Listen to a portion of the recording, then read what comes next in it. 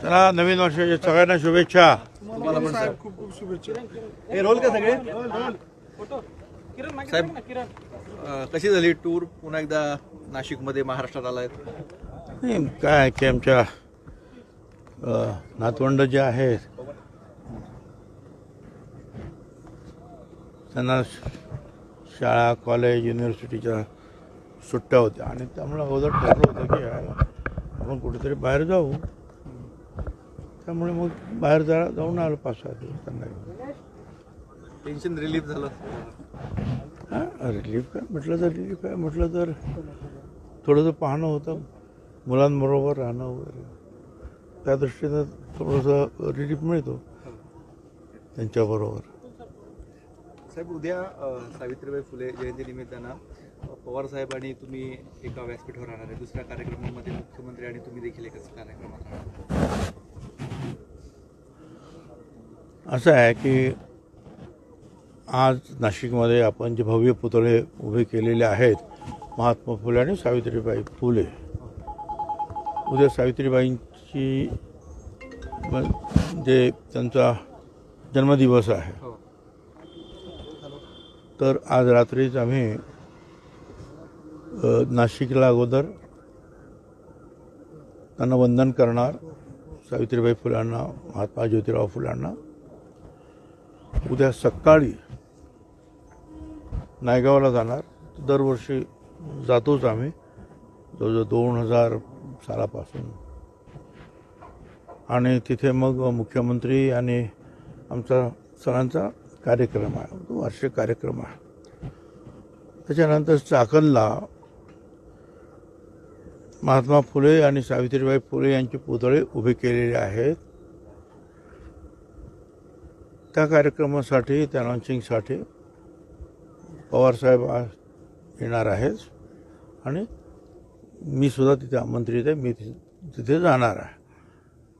मग आणखीन मग पिंपरी चिंचवडला पुन्हा एकदा आणखी सावित्रीबाई फुल्यांच्या संदर्भात एक कार्यक्रम आहे. असे 4-5 कार्यक्रम उद्या आहेत. त्यासाठी मग जाणार.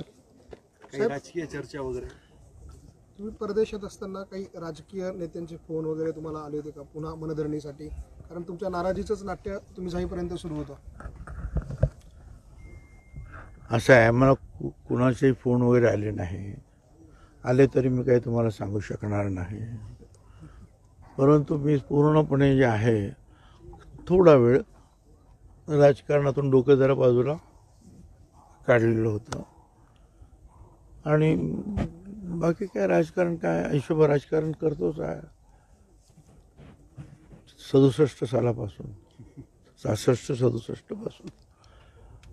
तर ठीक आहे ना, थोडा वेळ त्या राजकीय डोक्याला आरामसुद्धा द्यावा लागतो. देवेंद्र फडणवीसांनी तुम्हाला काही शब्द दिला होता, तिकडनं आल्यानंतर आपण पुन्हा तुमची जे मंत्रिपद असेल किंवा तुमचा सन्मानाचा जो मला आहे, त्यांनी मंत्रिपद वगैरे काय बोललं नाही, की ठीक आहे 7-8-10 दिवस थांबा, आपण नंतर चर्चा करू, एवढंच ते म्हणालेले आहेत. ते काही मला मंत्री करणार किंवा आणखीन काय करणार असं काही म्हणालेले नाहीत. आणि मीही तसं तुम्हाला कधी सांगितलेलं नाही.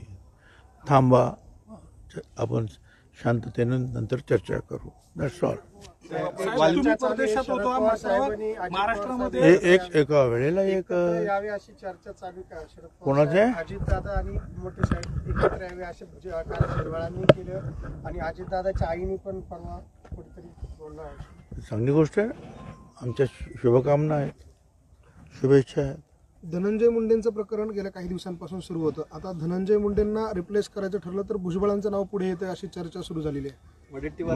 मला काही असं आहे की वडेट्टीवार काय म्हणतात किंवा जितेंद्र आव्हाड काय म्हणतात त्याच्यावर मी काय चर्चा करू शकतो का? आणि हेही डोक्यातून काढून टाका की मला मंत्रिपद मिळालं नाही, मला ते मिळालं पाहिजे म्हणून कुणाला तरी काढा, असं काही माझ्या मनात आहे, हे सुद्धा येणं अशक्य आहे. त्यामुळे आता बघूया पुढे. तुका म्हणे उगी राहावे, जे जे होईल ते ते पाहावे. साहेब, तुमच्या मनात नसलं तरी मंत्र्यांच्या अर्थात मुख्यमंत्र्यांच्या मनामध्ये आहे की धनंजय मुंडे जे आहे ते सध्या त्यांचं जे प्रकरण आहे ते गाजतं, त्यांच्यावर नाराजी आहे, पण त्या जागेवरती ओबीसींचेच एक मोठा चेहरा म्हणून भुजबळांकडे बघितलं जाते. असं आहे की मुख्यमंत्र्यांच्या मनामध्ये हे आहे ते ओळखणारे मनकवडे आपण कधीपासून झालात की त्यांच्या मनामध्ये काय आहे. हां, जे मला ते कधी म्हणाले नाही ते तुम्हाला कधी कसं काय कळालं. चला आपण संध्याकाळी भेटूया. कार्यक्रमाला अवश्य या. सावित्रीबाई फुले यांची उद्या जन्मतिथी आहे. त्यानिमित्तानं जे आहे अर्थात फार मोठे पुतळे आपण चांगले तुमच्या सहकार्याने आपण उभारलेले आहेत. आपण सगळे वंदन करूया आणि सावित्रीबाई फुले,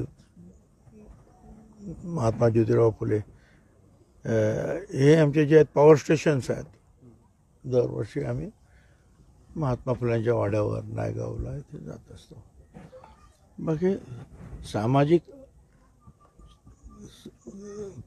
काम करणं, समाजकारण हा आमचा बेस आहे. ठीक आहे, राजकारण हे एक साधन आहे, त्याचं ते साध्य नाही. तर त्याप्रमाणे आपण काम करूया. धन्यवाद. तुमच्या सगळ्या शुभेच्छा.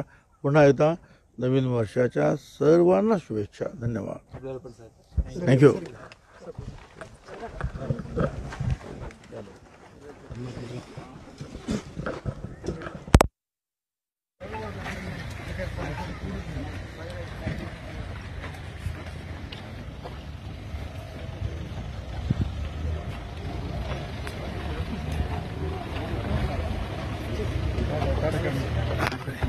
बाबा चालून द्या ना.